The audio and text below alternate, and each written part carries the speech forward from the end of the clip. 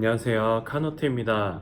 네, 오늘은 유럽인이 사랑한 차, 아내가 탔으면 하는 차, 볼보 XC40에 대해서 알아보도록 하겠습니다. 저는 지금 회사에 조금 일찍 출근해서 이 영상을 찍고 있고요. 아무래도 직장을 다니다 보니까 시간을 많이 내서 촬영을 한다거나 영상을 찍는 게 좀 부담이 됩니다. 네, 그래서 조금 일찍 출근을 해서 이 영상을 찍고 있고요.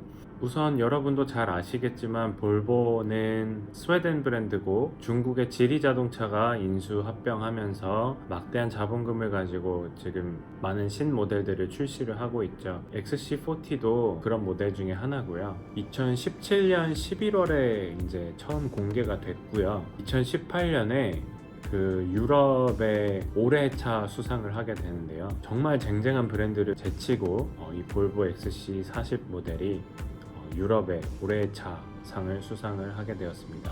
기본적으로는 2.0 디젤 엔진하고 1.5 가솔린, 2.0 가솔린 엔진을 제공을 하고 있고요. 2019년 말부터 EV 모델이 공개가 될 예정입니다.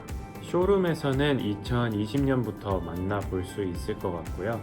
플러그인 하이브리드 모델도 2020년 초에 출시가 된다고 하니 더 다양한 엔진 스펙트럼을 갖고 더 많은 판매를 이끌어 나갈 것으로 예상을 합니다.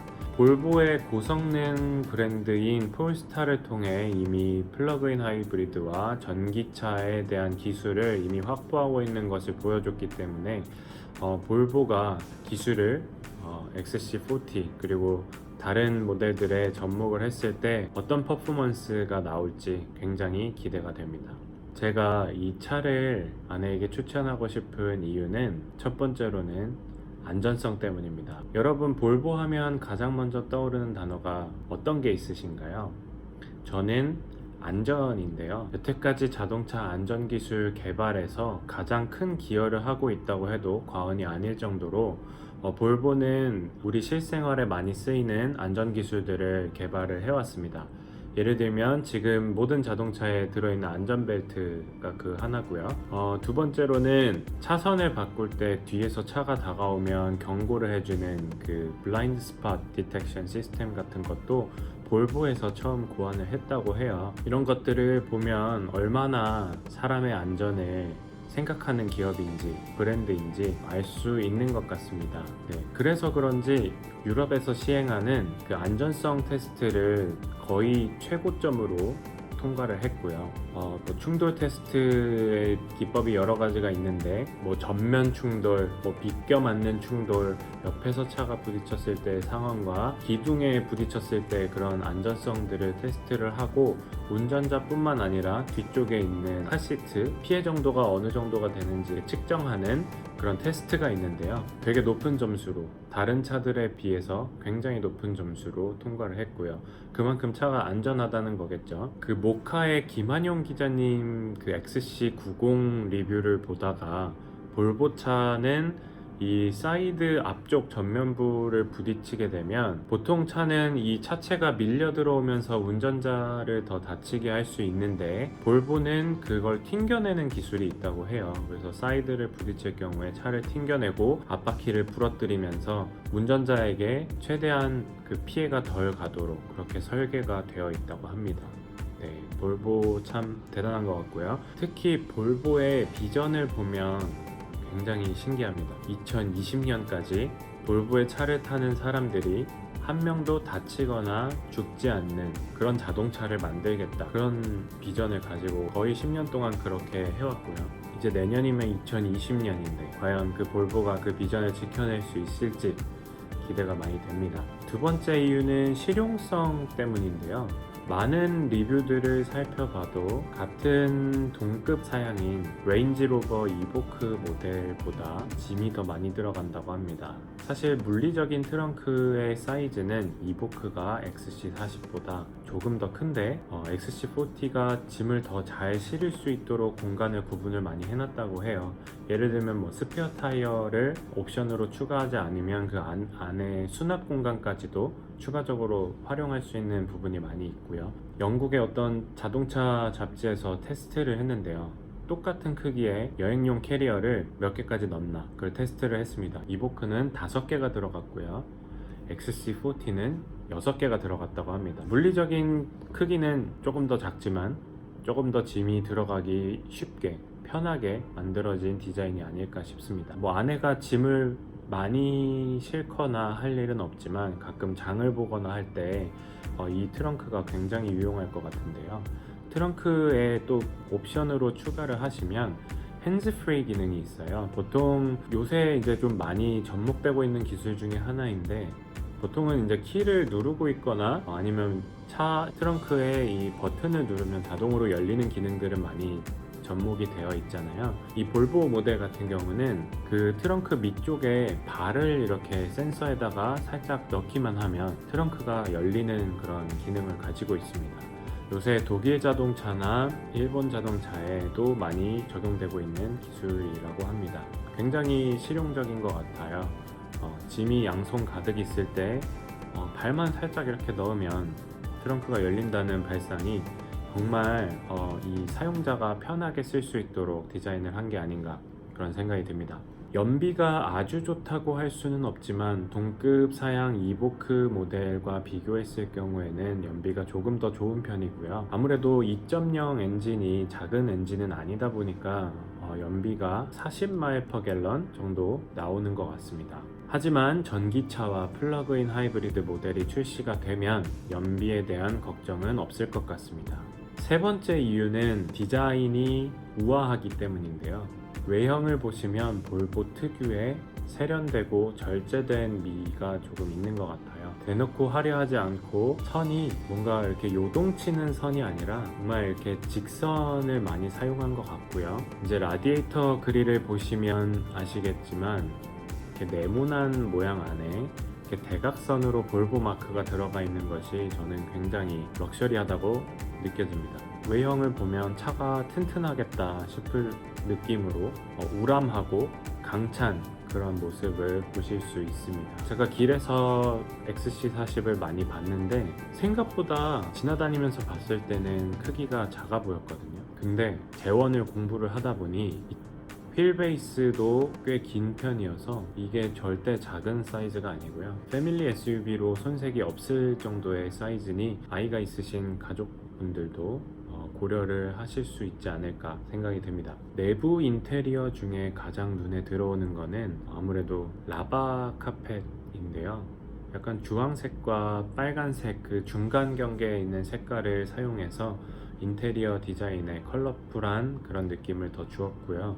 이건 옵션으로 추가할 수 있다고 하는데 저는 개인적으로 넣지 않고 싶습니다. 12.3인치 LCD 클러스터가 적용돼 있어서 굉장히 럭셔리한 느낌을 받을 수 있는 것 같고요. 알루미늄 데코가 돼 있고 LED로 약간 그 무드를 조성해 놓은 것도 럭셔리한 요소가 아닌가 그렇게 생각이 듭니다.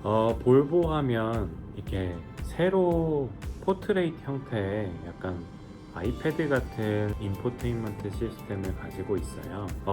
너무나 세련돼 보이고 멋있어 보이는데 약간 테슬라의 그런 인포테인먼트 시스템과 비슷해 보이는 느낌도 있습니다만 조금 아쉬운 거는 아이패드처럼 원활하게 작동이 되지는 않는다고 해요. 그리고 저는 한 가지 우려가 되는 부분은 운전하면서 뭔가 공조 제어 장치, 에어컨 같은 거를 조작할 일이 많을 텐데 뭔가 이 태블릿 형식의 인포테인먼트 시스템으로 조작한다는 게 아직까지는 제가 좀 보수적인 것 같고요. 운전 중에 조작하기가 좀 어려울 것 같습니다. 버튼 형식으로 되어 있다면 조금 더 좋지 않았을까 하는 생각이 있고요. 인포테인먼트 시스템은 레인지로버의 이보크 모델이 훨씬 더 앞서가는 것 같고, 만약에 XC40의 이보크 모델의 인포테인먼트 시스템이 적용이 된다면 저는 바로 사지 않을까 싶습니다. 이보크 같은 경우는 인포테인먼트 시스템이 위아래로 크게 2개로 이렇게 나눠져 있는데요. 기울일 수도 있고 이렇게 당겨서 세울 수도 있는 그런 기능을 가지고 있다고 합니다. 네, 좌석 시트도 볼보만의 안전한 특유의 기술이 들어가 있다고 해요. 사고가 나면 이 휘플래시 여기 목 쪽에 손상이 가는 거를 막기 위한 그 시트를 제작을 했고요.